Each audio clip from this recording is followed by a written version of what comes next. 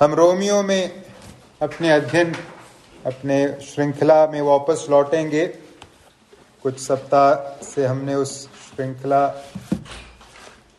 में विराम लिया था। आज हम दोबारा रोमियो की पत्री के उस श्रृंखला में वापस लौटेंगे। रोमियो की पत्री अध्याय नंबर 4, उसका आज हम 22 से लेकर 25 तक के आयतों को पढ़ेंगे और उस पर मनन करेंगे। रोमियो की पत्री अध्याय नंबर 4, 22 से लेकर 25। इस कारण यह उसके लिए धार्मिकता गिना गया। 23 और यह वचन विश्वास उसके लिए धार्मिकता गिना गया, न केवल उसी के लिए लिखा गया 24 वरन हमारे लिए भी, जिनके लिए विश्वास धार्मिकता गिना जाएगा, अर्थात हमारे लिए जो उस पर विश्वास करते हैं, जिसने हमारे प्रभु यीशु को मरे हुओं में से जिलाया। 25 वह हमारे अपराधों के लिए पकड़वाया गया और हमारे धर्मी ठहराने के लिए जिलाया भी गया। आमीन। इन वचनों के द्वारा प्रभु हम सबसे बातें करें। प्रभु के नाम की महिमा हो। अध्याय नंबर 4 में हम अब्राहम के विश्वास को बहुत ही गहराई के साथ, विस्तार के साथ सीख रहे थे। इस भाग में से विशेषकर 17 से लेकर 25 तक के इन आयतों में से हमने अब्राहम के विश्वास के बारे में अब तक 2 पहलुओं पर मनन किया है। सबसे प्रथम हमने देखा अब्राहम के विश्वास का विषय वस्तु। अब्राहम ने किस पर विश्वास किया? 17वें आयत में हमने उसका उत्तर देखा। अब्राहम के विश्वास का विषय वस्तु कौन था? अब्राहम का विश्वास का विषय वस्तु था परमेश्वर। कैसा परमेश्वर? सर्वसामर्थी परमेश्वर, मृतकों को जीवन देने वाला परमेश्वर, जीवन के ऊपर अधिकार रखने वाला परमेश्वर, या सृष्टि करने वाला परमेश्वर, सृष्टि के अधिकार को रखने वाला परमेश्वर। दूसरी बात, इन आयतों में से 17 से 25 तक के भाग में से जो हमने अब्राहम के विश्वास के विषय में सीखा, हमने देखा किस प्रकार से अब्राहम का विश्वास जाहिर हुआ, किस प्रकार से अब्राहम का विश्वास अभिव्यक्त हुआ, उसके विश्वास की क्या थी विशेषता, किस प्रकार के विश्वास को अब्राहम ने परमेश्वर पर रखा। हमने 4 बातों को मुख्यतः अब्राहम के विश्वास के अभिव्यक्ति के संबंध में सीखा। आयत 18 में हमने सीखा अब्राहम का विश्वास एक जयवंत विश्वास था। मानवीय आशाओं पर या मानवीय निराशा पर विजय प्राप्त करते हुए अब्राहम ने परमेश्वर पर आशा रखी। जयवंत विश्वास। 19वें आयत में हमने देखा अब्राहम का विश्वास जो था वो एक युक्तिबद्ध विश्वास था। उसने यह जानने के बाद भी विश्वास किया कि मैं बूढ़ा हूं, वृद्ध हूं, अब मानवीय तरीके से मेरे शरीर के बनावट के हिसाब से अब मेरे लिए एक वंश पैदा होना नामुमकिन है। तीसरी बात हमने देखी अब्राहम का विश्वास परमेश्वर को महिमा देने वाला विश्वास। उसने अब्राहम ने परमेश्वर के विश्वास योग्यता पर 100% भरोसा रखा। विपरीत और प्रतिकूल परिस्थितियों के बावजूद, अवस्था के बावजूद उसने परमेश्वर के विश्वास योग्यता पर प्रश्न चिन्ह लगाने का काम या अविश्वास करने का काम नहीं किया। उसने परमेश्वर को महिमा दी। और अंत में हमने देखा किस प्रकार से अब्राहम का विश्वास अभिव्यक्त हुआ। 21वें आयत में अब्राहम का विश्वास एक ठोस विश्वास था जो उसके अंतर्गत था। अब्राहम किसी अन्य के विश्वास को नहीं जी रहा था, अब्राहम अपने विश्वास को जी रहा था, उस विश्वास को जिसे उसने परमेश्वर से प्राप्त किया। तो अब तक हमने 17 से 25 तक के आयतों में से अब्राहम के विश्वास से संबंधित इन 2 बातों को सीखा है। अब्राहम का विश्वास परमेश्वर पर था, जीवन देने वाले, सृष्टि करने वाले परमेश्वर पर, और अब्राहम का विश्वास किस प्रकार से इस परमेश्वर पर अभिव्यक्त हुआ, इन बातों पर हमने अब तक मनन किया है।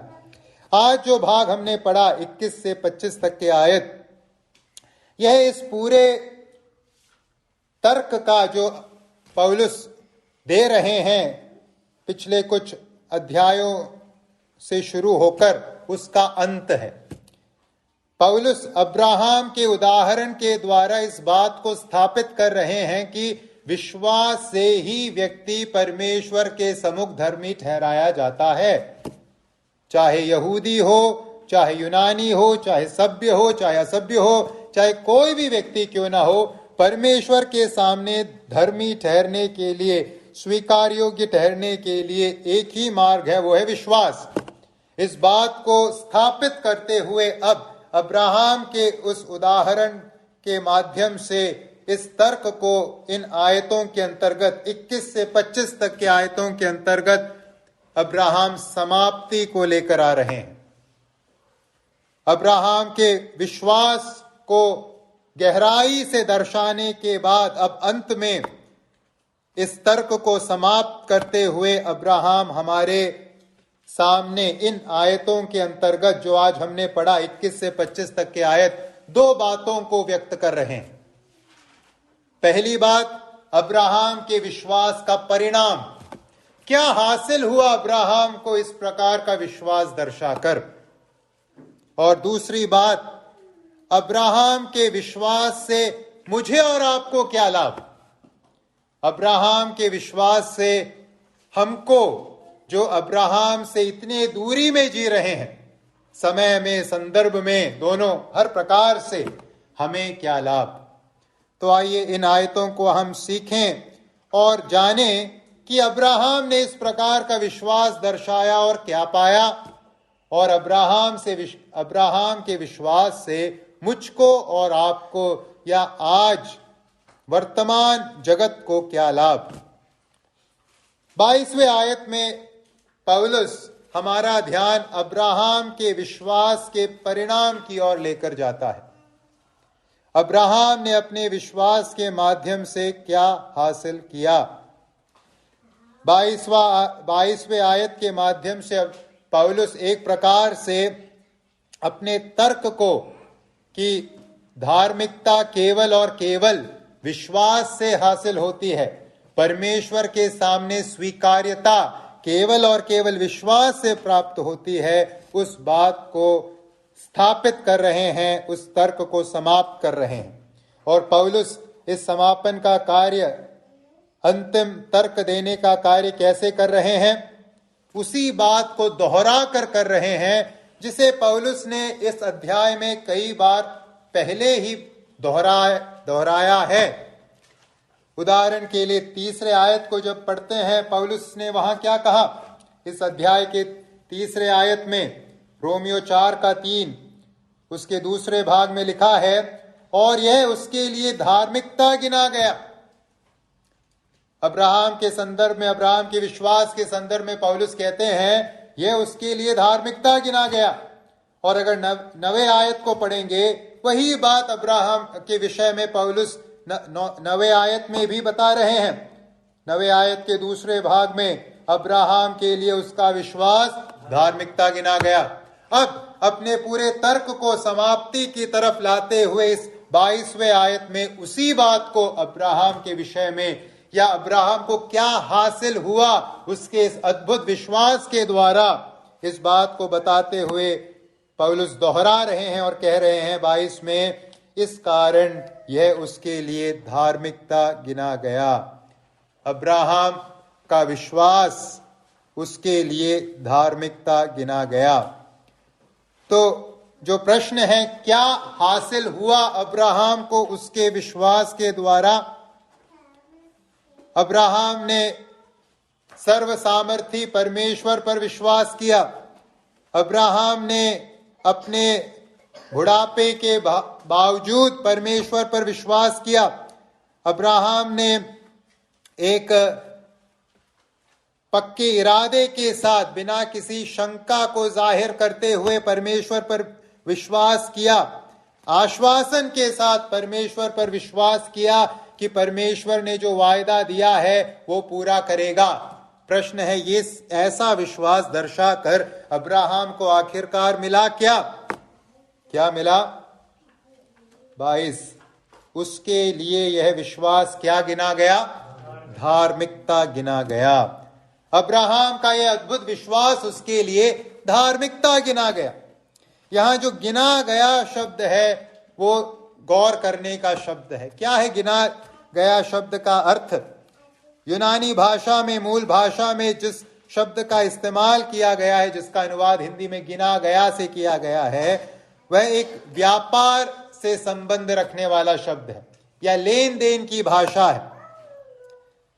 इसका अर्थ है किसी के खाते में डाला जाना, किसी के खाते में डाला जाना। इसका एक आर्थिक अर्थ है और कानूनी अर्थ है। दूसरे के खाते में जब कोई कुछ जमा करता है, यह है इस शब्द का मूल अर्थ। जैसे कि खाते की पुस्तक में कंपनियों में क्या करते हैं, जो लेन देन है कहां लिखा जाता है? बही खाते में लिखा जाता है। लेजर होता है, उसमें चढ़ाया जाता है क्या जोड़ा गया, क्या घटाया गया। उस प्रकार का शब्द है ये गिना गया, जिसको यूनानी भाषा का अनुवाद है। ये जो शब्द है वास्तविकता के साथ ताल्लुक रखता है। ये कल्पना को नहीं दर्शाता, ये केवल इच्छा को नहीं दर्शाता, ये वास्तविकता को दर्शाता है। अगर आप अपने बैंक के खाते, आप जाकर 100 रुपए या 1000 रुपए बैंक में देते हो इस उद्देश्य से कि बैंक आपके खाते में वो रुपए डाल दे, फिर क्या होगा? आपको फिर शंका करने की जरूरत नहीं कि आप उस खाते में से 500 का चेक लिख सकते हो या नहीं। आपने 1000 रुपए डाला है तो 1000 रुपए आपके बैंक में है, उसके विषय में कोई शंका नहीं, कोई आशंका नहीं। आप बिना खटके, बिना किसी तनाव के 100 रुपए का या जो भी है उससे कम या उसके बराबर रुपए का चेक लिख सकते हो, क्योंकि यह सच्चाई है कि आपके बैंक के खाते में उतना रुपए डाल दिया गया है। यही है इस शब्द का अर्थ।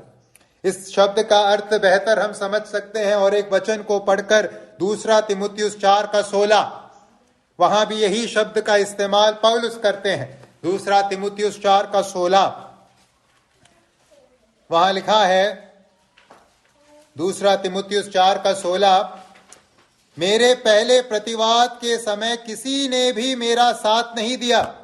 पौलुस कहते हैं जब उसे गिरफ्तार किया गया, जब वो बंदी गृह में था, सब उसका साथ छोड़ के चले गए। उसके बाद लिखा है, देखिए क्या लिखा है, वरन सब ने मुझे छोड़ दिया था, भला हो कि इसका उनको लेखा देना न पड़े।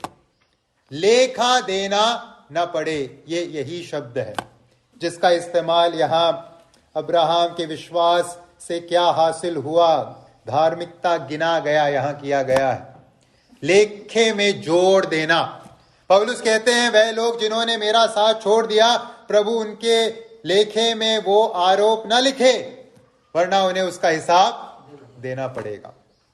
यह है जोड़ देने का या गिना जाने का अर्थ।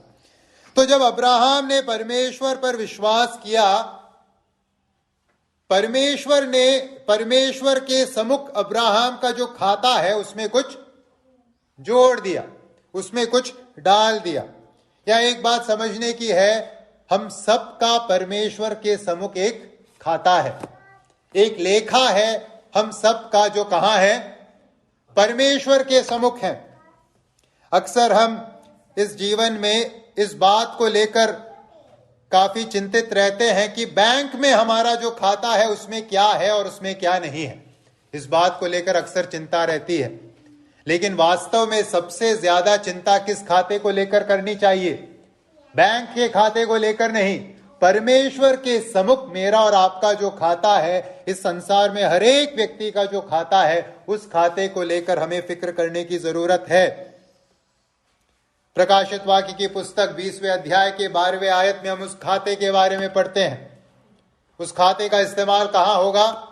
अंतिम न्याय में होगा, प्रकाशित वाक्य की पुस्तक 20वां अध्याय 12वां पद इस प्रकार से लिखा है। प्रकाशित वाक्य 20 का 12 देखिए।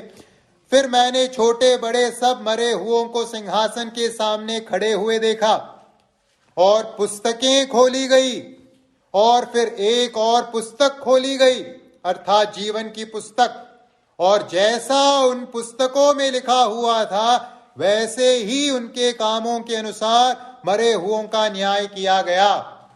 पुस्तक का इस यहां वर्णन किया गया है, खाते का वर्णन किया गया है।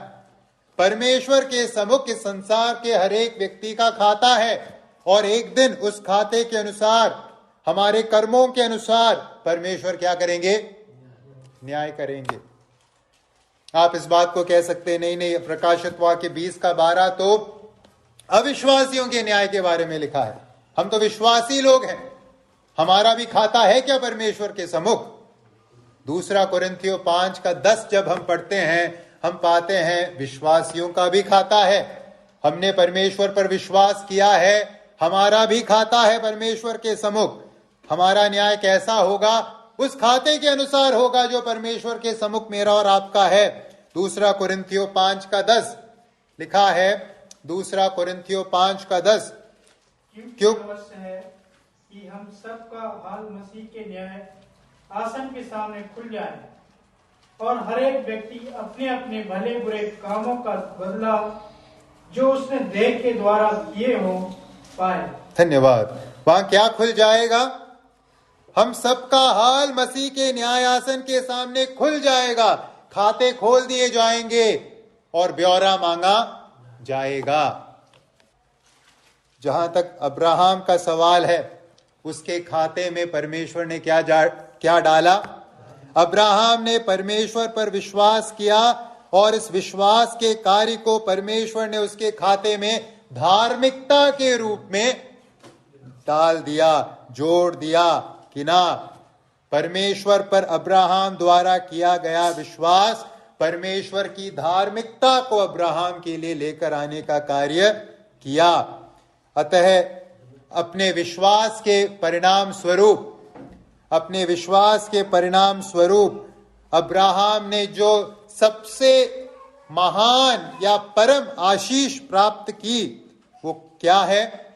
वो है धार्मिकता, या परमेश्वर के सामने स्वीकार योग्यता, स्वीकृति। ये है वह आशीष जो अब्राहम ने परम रूप में, अंतिम तौर पर परमेश्वर के सम्मुख अपने विश्वास के चलते प्राप्त की।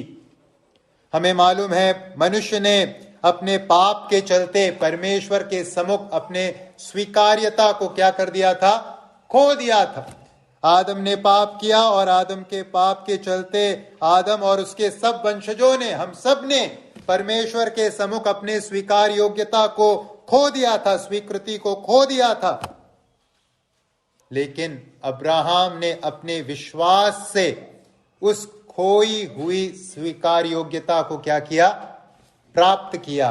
परमेश्वर पर उसने विश्वास किया, परमेश्वर ने उस विश्वास को धार्मिकता के रूप में, अपने धार्मिकता के रूप में अब्राहम के खाते में जोड़ा, और अब्राहम पुनः परमेश्वर के सम्मुख क्या हो गया? स्वीकार्य बन गया। भाइयों और बहनों, आइए हम इस प्रश्न को पूछें, स्वर्ग में परमेश्वर के सम्मुख मेरा और आपका जो खाता है, उसमें क्या जुड़ा है? उसमें हम क्या पाते हैं? अब्राहम के माफिक वह धार्मिकता जो केवल और केवल विश्वास से जोड़ी जाती है हमारे खाते में, या फिर हमारी भ्रष्ट धार्मिकता जिसको हम अपने कर्मों के माध्यम से कमाने की कोशिश कर रहे हैं? क्या है हमारे खाते की खासियत? उसमें किस प्रकार की धार्मिकता है? मनुष्य की भ्रष्ट धार्मिकता या परमेश्वर की धार्मिकता? मनुष्य के पापमय कर्मों से आने वाली भ्रष्ट धार्मिकता, या फिर विश्वास के द्वारा हासिल की जाने वाली परमेश्वर की धार्मिकता? आइए हम सुनिश्चित करें हमारे खाते में क्या हो? परमेश्वर की धार्मिकता, जो केवल और केवल विश्वास के माध्यम से हासिल होती है। अब्राहम ने विश्वास किया और यह उसके लिए धार्मिकता गिना गया। यह है अब्राहम के विश्वास का अंतिम परिणाम। अब यहां एक बात जोड़ने की जरूरत है।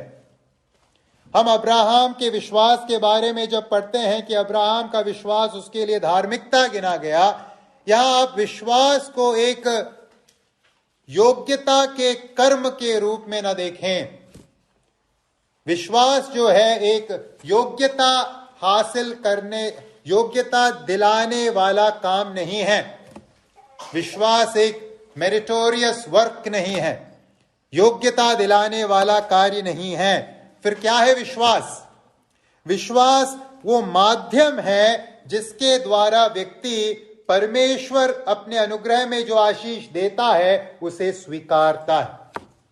विश्वास केवल और केवल वह माध्यम है जिसके द्वारा मनुष्य परमेश्वर के अनुग्रह के अंतर्गत दिए जाने वाले आशीष को स्वीकार करता है। तो जब अब्राहम ने विश्वास किया लिखा है, इसका मतलब क्या है? अब्राहम ने परमेश्वर द्वारा दिए जाने वाले उस धार्मिकता रूपी आशीष को क्या किया? नम्रता से स्वीकार किया। तो महिमा किसकी? स्वीकार करने वाले की नहीं, महिमा किसकी? देने वाले की, अर्थात परमेश्वर की। तो विश्वास एक योग्यता अर्जित करने वाला, योग्यता दिलाने वाला कार्य नहीं है। योग्यता, विश्वास अपने आप को नम्र और दीन करने वाला कार्य है।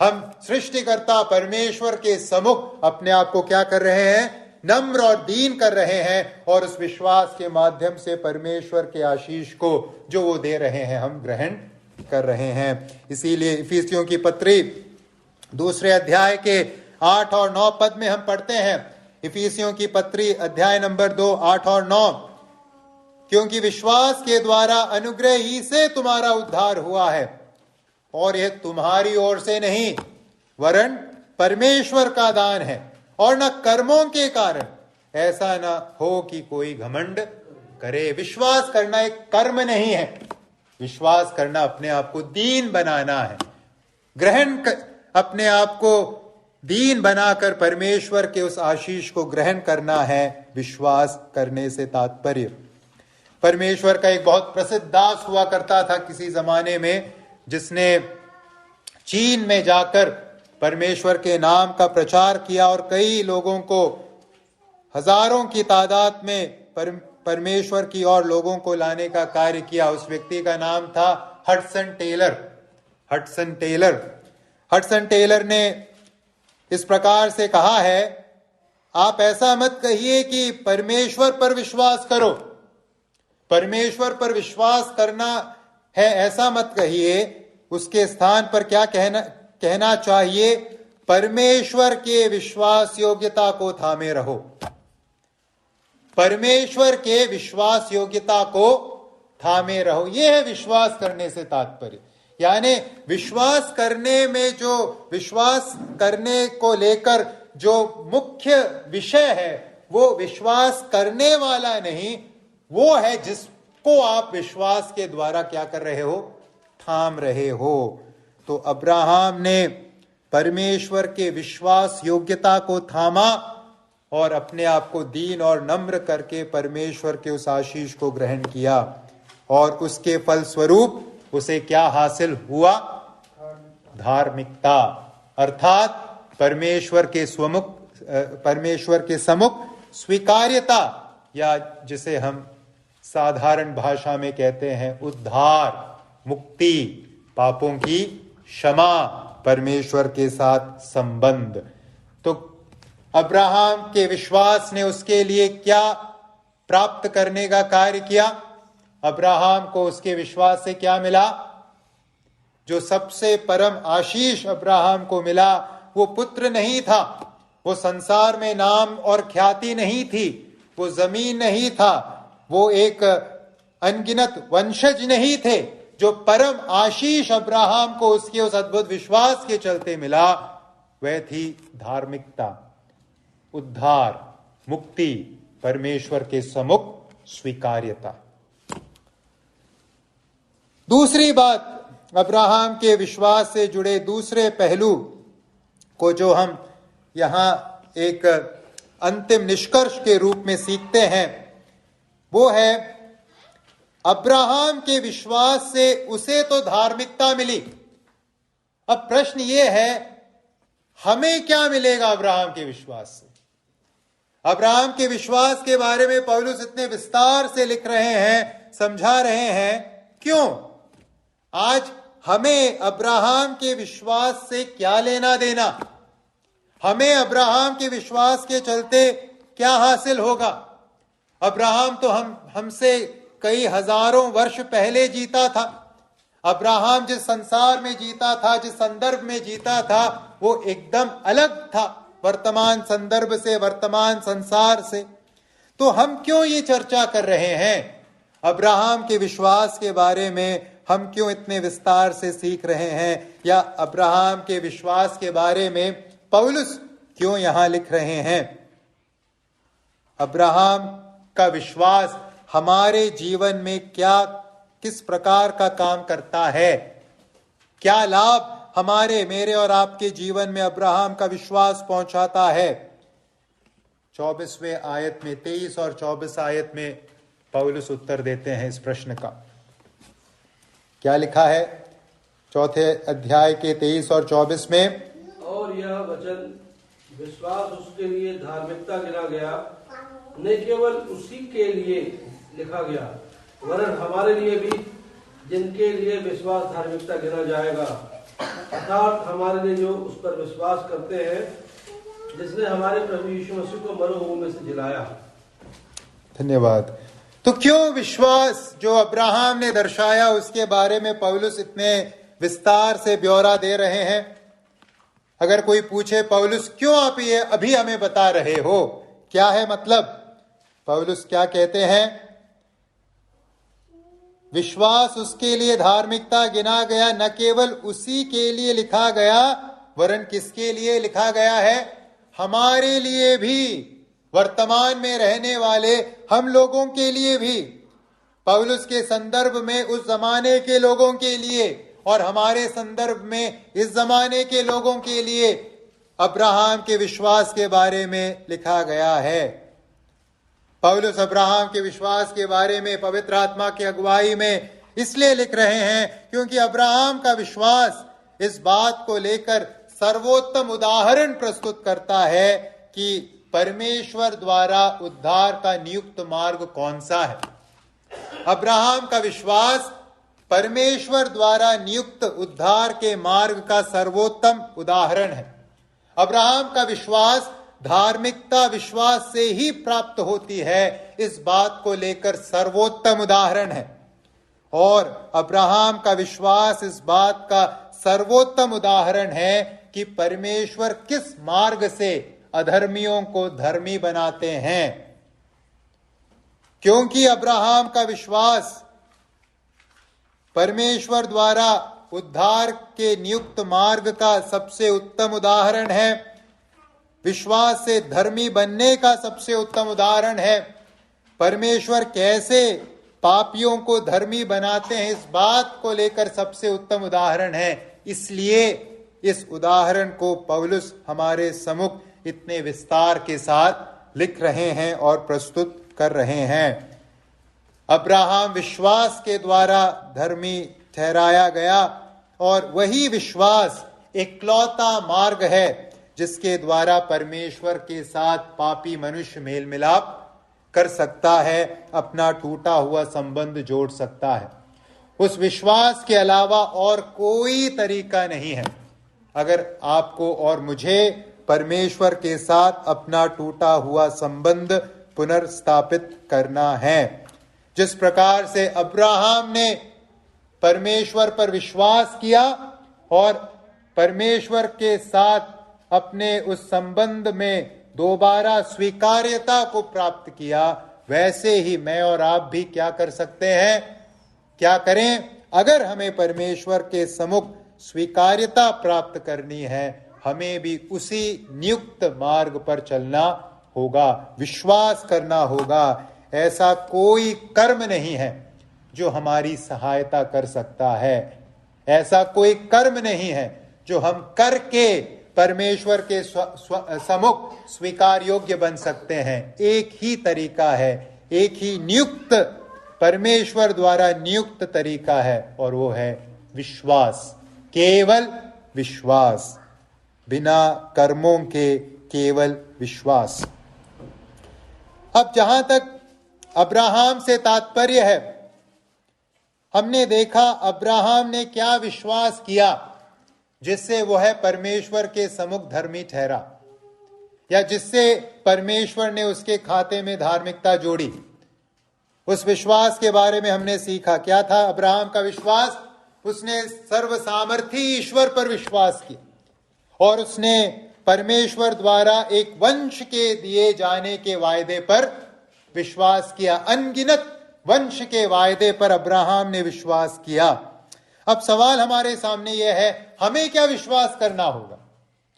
अब्राहम ने यह विश्वास किया कि परमेश्वर सर्वसामर्थी है, परमेश्वर सृष्टि करता है, वह जीवन का स्रोत है और वह मुझे एक वंश देगा। उस वंश के वायदे पर अब्राहम ने विश्वास किया और उसके लिए वह विश्वास धार्मिकता के रूप में गिना गया। सवाल उदय होता है, मुझे और आपको आज क्या विश्वास करना पड़ेगा? हमने सीखा विश्वास वह इकलौता ठहराया नियुक्त मार्ग है जिसके द्वारा धार्मिकता हासिल की जाती है। क्या विश्वास करें, यह है सवाल, और उसका उत्तर पौलुस देते हैं 24 और 25वें आयत में। क्या होना चाहिए विश्वास का विषय वस्तु? कंटेंट ऑफ आवर फेथ, हमारे विश्वास का विषय वस्तु क्या होना चाहिए? जो विश्वास उद्धार देता है, जो विश्वास मनुष्य को, पापी मनुष्य को परमेश्वर के सामने स्वीकार योग्य बनाता है, जो विश्वास परमेश्वर के धार्मिकता को हमारे खाते में जोड़ता है, उस विश्वास की क्या है विषय वस्तु? हम सब कहते हैं हाँ मैं विश्वास करता हूं, हाँ मैं विश्वास करता हूं, लेकिन क्या है वह विश्वास जो उद्धार देता है? पौलुस 24 और 25 आयत में उत्तर देते हैं। कम से कम 5 बातें उस उद्धार देने वाले विश्वास के बारे में, धार्मिकता लेकर आने वाले, परमेश्वर की धार्मिकता लेकर आने वाले विश्वास के बारे में पौलुस हमारे सामने इन 2 आयतों में संक्षिप्त रूप से प्रस्तुत करते हैं। आइए हम उद्धार देने वाले विश्वास के विषय वस्तु को देखें और अपने विश्वास को परखें। क्या मेरा विश्वास इसी प्रकार का है या नहीं है? उद्धार देने वाले विश्वास की पहली खासियत क्या है? 24 के पहले भाग में लिखा है, हिंदी में दूसरे भाग में, अर्थात हमारे लिए जो उस पर विश्वास करते हैं जिसने हमारे प्रभु यीशु को मरे हुओं में से जिलाया। जो उद्धार देने वाला विश्वास है उसका पहला जो पहलू है, पहली विषय वस्तु क्या है? स्वयं परमेश्वर, परमेश्वर पर विश्वास। यीशु मसीह को मुर्दों में से जिलाने वाले परमेश्वर पर विश्वास।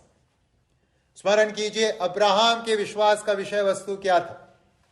17वें आयत में अब्राहम के विश्वास के विषय वस्तु के बारे में पौलुस ने हमें बताया। 4 के 17 में क्या लिखा है? क्या था अब्राहम के विश्वास का विषय वस्तु? जैसा लिखा है, मैंने तुझे बहुत सी जातियों का पिता ठहराया है, उस परमेश्वर के सामने जिस पर उसने विश्वास किया और जो मरे हुओं को जिलाता है। मरे हुओं को जिलाने वाले परमेश्वर पर अब्राहम ने विश्वास किया। मुझे और आपको किस पर विश्वास करना होगा? उसी परमेश्वर पर जो मरे हुओं को जिलाता है, जिसने यीशु मसीह को मुर्दों में से जिलाने का काम किया। उस ईश्वर पर, पिता परमेश्वर पर हमें विश्वास करना है अगर हमें उस धार्मिकता को प्राप्त करना है, अपने खाते में जोड़ना है। अब्राहम ने सर्वसामर्थी ईश्वर पर विश्वास किया, सृष्टिकर्ता और जीवन के ऊपर अधिकार रखने वाले ईश्वर पर। मुझे और आपको भी परमेश्वर पर इस तरीके से विश्वास करना पड़ेगा, करना चाहिए कि ईश्वर कौन है? सृष्टि का कर्ता, और जीवन पर अधिकार रखने वाला, प्रभुता रखने वाला परमेश्वर। आइए हम अपने विश्वास को परखें। हमने किस ईश्वर पर विश्वास किया? सृष्टि के अंतर्गत पाए जाने वाले किसी को हमने अपना ईश्वर बनाया है, या इस सृष्टि को रचने वाला है हमारा ईश्वर? कौन है हमारा ईश्वर? जीवन प्राप्त किया हुआ कोई, या जिसके पास जीवन है ही नहीं, या फिर अब्राहम के जैसे जीवन देने वाले को हमने विश्वास, देने वाले पर हमने विश्वास किया? किस पर हमने विश्वास किया है? परमेश्वर की पहचान के बारे में हमने क्या समझा है? आइए परखें। परमेश्वर जो यीशु मसीह को मुर्दों में से जिलाया, उस परमेश्वर पर हमें विश्वास करना है, उस धार्मिकता को हासिल करने के लिए जो परमेश्वर मुफ्त में हमें देते हैं। इस विश्वास के विषय वस्तु के महत्व को अगर समझना है, कितना जरूरी है इस प्रकार से विश्वास करना, हमें और कहीं जाने की जरूरत नहीं। उस प्रथम संदेश को हमें सुनने की जरूरत है, पढ़ने की जरूरत है, जो कलीसिया के इतिहास में दिया गया। पिंतेकुस्त के दिन पतरस का संदेश क्या था? पतरस का संदेश पिंतेकुस्त के दिन, प्रेरितों के काम 2 अध्याय के 23 और 24 में हम पढ़ते हैं। प्रेरितों के काम 2 अध्याय 23 और 24, वहां हम पढ़ते हैं, उसी यीशु को जो परमेश्वर की ठहराई हुई योजना और पूर्व ज्ञान के अनुसार पकड़वाया गया, तुमने अधर्मियों के हाथ से क्रूस पर चढ़वाकर मार डाला, परंतु उसी को परमेश्वर ने मृत्यु के बंधनों से छुड़ाकर जिलाया। तो किस परमेश्वर के विषय में पतरस प्रचार कर रहे थे? उस परमेश्वर ने जिसने यीशु मसीह को मृतकों के बंधनों से छुड़ाकर जिलाया, उस परमेश्वर पर विश्वास करने के बारे में पतरस पिंतेकुस्त के दिन बात कर रहे थे। आइए हम अपने विश्वास को परखें। उद्धार देने वाले विश्वास का दूसरा पहलू जो हम इन आयतों के अंतर्गत देखते हैं, दूसरी विषय वस्तु, यीशु मसीह को मृतकों में से जिलाने वाले परमेश्वर पर हमें विश्वास करना है। केवल सामान्य रूप से जीवन देने वाले परमेश्वर पर नहीं, यीशु मसीह को जीवन देने वाले परमेश्वर पर, मृतकों में से जिलाने वाले परमेश्वर पर हमें विश्वास करना है। जो बात हमने अभी ऑलरेडी 2 अध्याय के प्रेरितों 2 के 23 और 24 में देखा। हाँ, परमेश्वर सृष्टि करता है, हाँ परमेश्वर जीवन का दाता है, ये एक सामान्य विश्वास है, कई लोग इस विश्वास को करते हैं। लेकिन उद्धार देने वाला विश्वास, धार्मिकता देने वाला विश्वास क्या करता है? इस बात पर तो विश्वास करता ही है, संग ही संग इस बात को भी विश्वास के अंतर्गत स्वीकारता है कि यीशु मसीह को परमेश्वर ने मृतकों में से जिलाया। पहले बिंदु के अंतर्गत हमने एक सामान्य बात कही, दूसरी बिंदु उस सामान्य बात को और स्पष्ट रीति से प्रस्तुत करने का कार्य करती है। यीशु मसीह को परमेश्वर ने मृतकों में से जिलाया, यह जो तथ्य है वो मसीही विश्वास का स्तंभ है। यह जो तथ्य है यह मसीही विश्वास की केंद्रीय सच्चाई है। अगर यीशु मसीह को परमेश्वर ने मृतकों में से नहीं जिलाया तो मेरा और आपका विश्वास करना क्या ठहरेगा? व्यर्थ ठहरेगा। 1 कुरिन्थियों 15 के 13 से 15 में, 1 कुरिन्थियों 15 के 13 से 15 में प्रेरित पौलुस कहते हैं, इस जिलाए जाने के विषय में, यीशु मसीह के जिलाए जाने के विषय में 1 कुरिन्थियों 15 का 13 से 15, यदि मरे हुओं का पुनरुत्थान है ही नहीं तो मसीह भी नहीं जी उठा, और यदि मसीह नहीं जी उठा तो हमारा प्रचार करना भी व्यर्थ है और तुम्हारा विश्वास भी व्यर्थ है, वरन हम परमेश्वर के झूठे गवाह ठहरे, क्योंकि हमने परमेश्वर के विषय में यह गवाही दी है कि उसने मसीह को जिला दिया, यद्यपि नहीं जिलाया, यदि मरे हुए नहीं जी उठते। अगर यीशु मसीह को परमेश्वर ने मरे हुओं में से नहीं जिलाया तो फिर हमारा विश्वास करना क्या होगा? व्यर्थ। हम सबसे बड़े अभागे लोग होंगे इस संसार में, मूर्ख लोग होंगे इस संसार में। लेकिन क्या है तथ्य, क्या है वास्तविकता? परमेश्वर के पास जीवन के ऊपर अधिकार है, यह हमारा विश्वास। और परमेश्वर ने यीशु मसीह को मृतकों में से जिलाया है, यह है हमारा विश्वास जो उद्धार देता है। उद्धार देने वाले विश्वास की तीसरी विशेषता जो इन आयतों में हम प्रस्तुत पाते हैं वो है किसको परमेश्वर ने मृतकों में से जिलाया। किसको? 24वें आयत में जब पौलुस लिखते हैं कि परमेश्वर ने यीशु को मृतकों में से जिलाया, यीशु के लिए किस टाइटल या किस पदवी का इस्तेमाल किया गया है? देखिए 24वें आयत में किसको परमेश्वर ने मृतकों में से जिलाया? मुक्तिदाता यीशु को नहीं। फिर किसको? प्रभु यीशु को, प्रभुता रखने वाले यीशु को, या दिव्यता रखने वाले, दिव्य पहचान को रखने वाले यीशु को। इस आयत में हम क्या पाते हैं?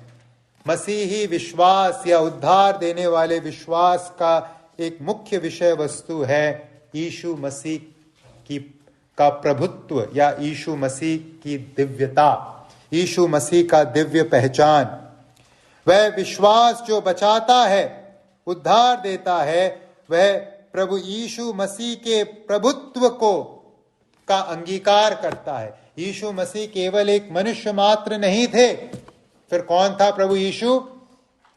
100% परमेश्वर, जो 100% मनुष्य बनकर इस संसार में आया। जिस परमेश्वर पर हम विश्वास करते हैं, जिस यीशु मसीह पर हम विश्वास करते हैं, वो वचन पढ़ते समय कई जगह मेरे और आपके जैसे एक सामान्य व्यक्ति के रूप में दिखेगा, लेकिन वो सामान्य व्यक्ति नहीं है। वो कौन है? 100% परमेश्वर। और अगर यीशु मसीह 100% परमेश्वर है, मेरा और आपका पहला फर्ज क्या है? हम उसके प्रभुता के सामने, उसके प्रभुत्व के सामने अपने आप को क्या करें? समर्पित करें। तो यीशु मसीह पर विश्वास या यीशु मसीह के प्रभुत्व पर, दिव्य होने पर विश्वास करना उद्धार देने वाले विश्वास का तीसरा मुख्य विषय वस्तु है। 2 कुरिन्थियों 5:15 में इसी आशय को कि हमें प्रभु यीशु मसीह के प्रभुत्व के अंतर्गत अपने आप को समर्पित करना है, पौलुस प्रस्तुत करते हैं। 2 कुरिन्थियों 5:15। और वह इस निमित्त सबके लिए मरा कि जो जीवित है वे आगे को अपने लिए न जिए, परंतु उसके लिए जो उनके लिए मरा और फिर जीवित था। धन्यवाद। तो यीशु मसीह कौन है? प्रभु है, मालिक है। और प्रभु और मालिक है तो मैं और आप क्या करें? बिना शर्त अपने जीवन को उनके हवाले सौंपें। शर्तों की सूची के साथ न आए। जो विश्वास उद्धार देता है वो 100% परमेश्वर पर विश्वास, अपने भार को रखने वाला, अपने वजन को रखने वाला, यीशु पर अपने वजन को रखने वाला विश्वास है। उसमें किसी प्रकार का शर्त नहीं है। हमने देखा यीशु मसीह को परमेश्वर ने मृतकों में से जिलाया, और इस यीशु मसीह का मृतकों में से जी उठना हमारे विश्वास का केंद्रीय भाग है। हमने इससे पहले कहा क्यों यीशु मसीह का जी उठना हमारे विश्वास का केंद्रीय भाग है। उसका वास्ता यीशु मसीह के प्रभुता के साथ भी है, दिव्य होने के साथ भी है। क्या है वास्ता? यीशु मसीह का मृतकों में से जी उठना इस बात का सबसे बड़ा सबूत है कि यीशु कौन है? दिव्य है, परमेश्वर है। ये सब जो यीशु मसीह के विषय में दावा है वो बिना अर्थ का स्थापित हो जाता अगर यीशु मसीह मरे हुए अवस्था से बाहर नहीं आते। परंतु यीशु मसीह क्योंकि मृतकों में से जी उठा है, यह इस बात को दर्शाता है कि यीशु कौन है? परमेश्वर। अगर यीशु मृतकों की अवस्था में बने रहते, फिर यीशु मसीह भी कौन ठहरते? मेरे और आपके जैसे एक साधारण केवल इंसान मात्र। लेकिन यीशु मसीह मृतकों में से जी उठे हैं, और यह इस बात का सबसे बड़ा सबूत है कि यीशु कौन है? परमेश्वर। तो हमारे विश्वास का या खरे विश्वास का, उद्धार देने वाले विश्वास का तीसरा जो विषय वस्तु है वो है यीशु मसीह प्रभु है। यीशु मसीह की दिव्य पहचान है। यीशु मसीह मात्र कोई गुरु, महात्मा या पहुंचा हुआ व्यक्ति नहीं, वो सृष्टिकर्ता परमेश्वर है। 25वें आयत में हम अपने विश्वास के चौथे विषय वस्तु के बारे में देखते हैं। क्या है हमारे विश्वास का चौथा विषय वस्तु? उद्धार देने वाला विश्वास किस सच्चाई पर विश्वास करता है? किस बात पर विश्वास करता है? यीशु मसीह हमारे पापों के लिए, हमारे अपराधों के लिए पकड़वाया गया। यह है उद्धार देने वाले विश्वास का चौथा विषय वस्तु। यीशु मसीह हमारे अपराधों के लिए, 25वें आयत में लिखा है, यीशु मसीह हमारे अपराधों के लिए पकड़वाया गया। अपराध से क्या तात्पर्य है? अपराध शब्द से तात्पर्य है हमने परमेश्वर के व्यवस्था का उल्लंघन किया, हमने परमेश्वर के नियम कानून का उल्लंघन किया, हमने परमेश्वर के प्रति अनाज्ञाकारिता को दर्शाया, हमने परमेश्वर के विरुद्ध बगावत किया, बलवा किया, और यीशु मसीह ने हमारे उस अनाज्ञाकारिता, हमारे उस बगावत, हमारे उस व्यवस्था के तोड़े जाने का दंड अपने ऊपर उठाया। हमारे अपराधों के कारण प्रभु यीशु मसीह पकड़वाया गया। यहां 25वें आयत में हम इस प्रश्न का उत्तर पाते हैं, क्यों यीशु मसीह मरे क्रूस पर? क्या थी आवश्यकता? और एक प्रश्न का उत्तर हम जो यहां 25वें आयत में पाते हैं वो है, कौन है जिम्मेदार यीशु मसीह के पकड़वाए जाने के पीछे, मारे जाने के पीछे? कौन है जिम्मेदार? हम अक्सर कहते हैं यहूदियों ने, हम अक्सर कहते हैं यहूदा इस्करियोती ने। सही है वो जवाब, लेकिन उसका और एक जवाब है। क्यों यीशु मसीह मरे? क्या था कारण? कौन था कारण? मैं और आप, मेरे अपराध, आपके अपराध। या किसने यीशु मसीह को क्रूस पर चढ़ाया? मेरे और आपके अपराधों ने यीशु मसीह को क्रूस पर चढ़ाया। उसे उस दंड तक पहुंचाने का काम किसने किया? मेरे और आपके अपराधों ने यीशु मसीह को दंड तक पहुंचाने का काम, क्रूस के मृत्यु तक पहुंचाने का काम किया। हम हैं जिम्मेदार यीशु मसीह के मृत्यु के पीछे, हमारे अपराध हैं जिम्मेदार यीशु मसीह के मृत्यु के पीछे। दूसरा कुरिन्थियों 5:21 में पौलुस इसी आशय को दूसरे शब्दों में प्रस्तुत करते हैं।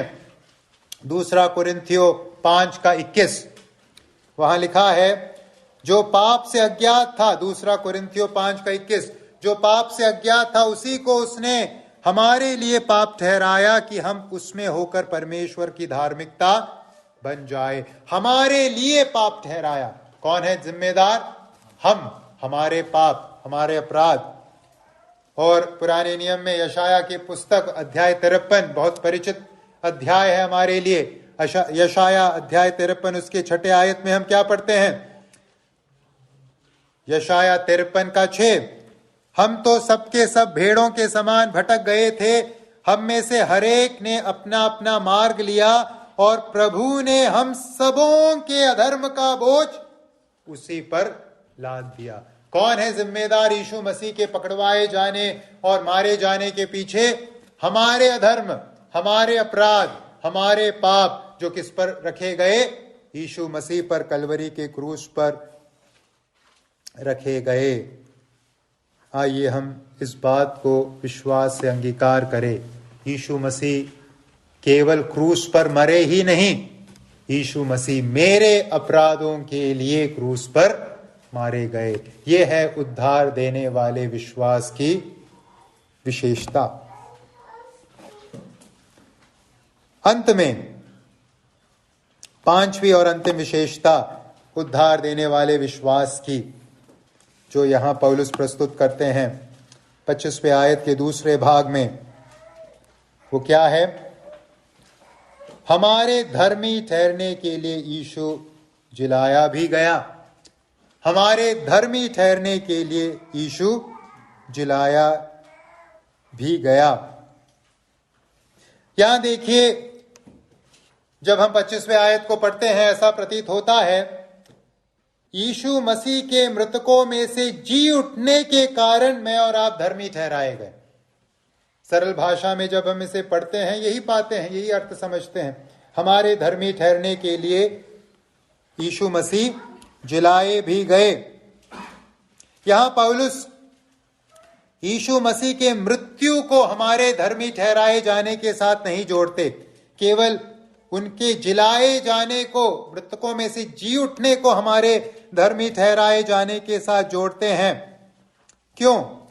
क्या है कारण? क्या यीशु मसीह के जी उठने से हम धर्मी ठहरे हैं? यीशु मसीह के मृत्यु से धर्मी नहीं ठहरे।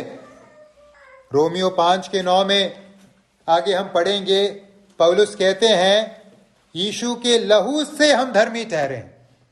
तो एक जगह यीशु के लहू से धर्मी ठहरे हैं, एक जगह यीशु के जिलाए जाने से धर्मी ठहरे हैं। क्या इसमें कोई अंतर विरोध है?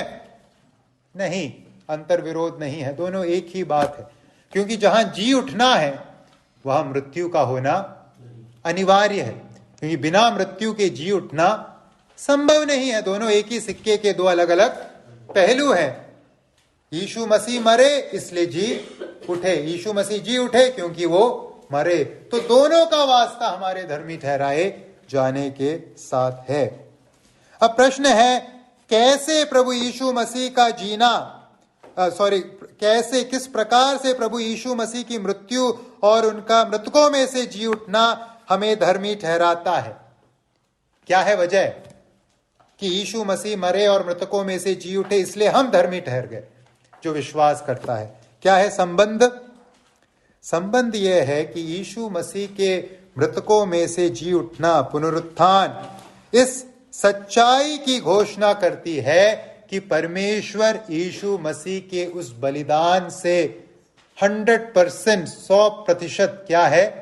संतृप्त हैं। पाप के दंड के रूप में यीशु मसीह का बलिदान परमेश्वर के धार्मिक मांगों को 100% क्या करता है? पूरा करता है। अब और किसी मांग की गुंजाइश नहीं है। यीशु मसीह का मृतकों में से जी उठना इस बात की घोषणा करता है कि सृष्टिकर्ता परमेश्वर, पुत्र परमेश्वर द्वारा किए गए उस बलिदान से प्रसन्न है और अब मनुष्य के धर्मी ठहराए जाने के लिए अन्य किसी बात के कर्म की आवश्यकता नहीं है। अगर कुछ करना है तो यही काम करना है, उस 100% सिद्ध बलिदान पर, यीशु मसीह के 100% सिद्ध बलिदान पर मुझे और आपको क्या करना है? अब विश्वास। ये है हमारे विश्वास का विषय वस्तु, अंतिम विषय वस्तु। यीशु मसीह मृतकों में से जी उठे, परमेश्वर ने यीशु मसीह के बलिदान को स्वीकार किया और पाप से छुटकारे का मार्ग क्या हो गया? तैयार हो गया। इसलिए प्रभु ने कहा, मार्ग और सत्य और जीवन मैं ही हूं, बिना मेरे द्वारा कोई भी पिता के पास नहीं जा सकता। तो आइए हम अपने विश्वास को परखें। हम दावा करते हैं, हम भी यीशु पर विश्वास करते हैं, हमने उद्धार पाया है।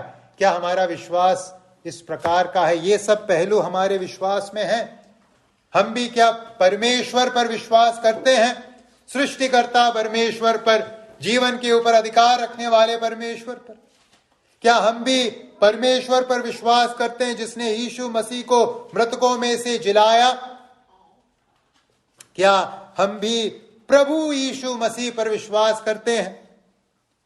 क्या हम भी इस बात पर विश्वास करते हैं कि यीशु हमारे अपराधों के लिए मारा गया? क्या हम भी इस बात पर विश्वास करते हैं कि यीशु मसीह केवल मारा ही नहीं गया, वह मृतकों में से जी उठा और इस प्रकार से परमेश्वर के उस धार्मिक मांग को उसने पूरा किया और हमारे लिए पाप से छुटकारे का मार्ग सदा सर्वदा के लिए क्या कर दिया? तैयार कर दिया। क्या ये है हमारा विश्वास? आइए हम अपने विश्वास को एक एक करके परखें। अगर इसमें से कोई भी पहलू हमारे विश्वास में नहीं है तो माफ कीजिएगा, हमारा विश्वास परमेश्वर के सम्मुख धार्मिकता लाने का कार्य नहीं कर सकता। तो आइए गौर फरमाएं, अपने विश्वास को परखें। यीशु मसीह को केवल पसंद करना, यीशु मसीह के नाम को सुनकर अच्छा लगना, ये विश्वास नहीं है। विश्वास का अर्थ है यीशु मसीह के प्रभुता के सामने अपने आप को सौंप देना। प्रभु, आप ही ने मेरे पापों के लिए दंड उठाया है, आप ही मृतकों में से जी उठे हो। पिता परमेश्वर, आपने यीशु प्रभु के उस बलिदान के द्वारा मुझे स्वीकार करने का कार्य किया है। यह विश्वास करना है, उद्धार देने वाला विश्वास। आइए हम अपने आप को परखें। तो क्या हम कहें निष्कर्ष के रूप में इस पूरे चौथे अध्याय में से या तीसरे चौथे अध्याय में से हमने क्या सीखा? अंतिम बात यही है, उद्धार कैसे है? फेथ अलोन, केवल विश्वास के द्वारा। ग्रेस अलोन, कमाया गया नहीं है उद्धार, केवल अनुग्रह के द्वारा है उद्धार। इन क्राइस्ट अलोन, केवल यीशु मसीह पर विश्वास के द्वारा है अनुग्रह से उद्धार, और इसमें कर्मों का कोई योगदान नहीं है। तो आइए, अगर हम अब तक अपने हाथों को खाली करके यीशु के पास विश्वास में अनुग्रह मांगकर नहीं आए, आ जाएं और अपने जीवन को प्रभु को सौंपें। उस उद्धार को हम पाएं, उस धार्मिकता को हम पाएं जिसे अब्राहम ने विश्वास से प्राप्त किया। हम भी आइए विश्वास करें और उसे प्राप्त करें। प्रभु मेरी और आपकी सहायता करें।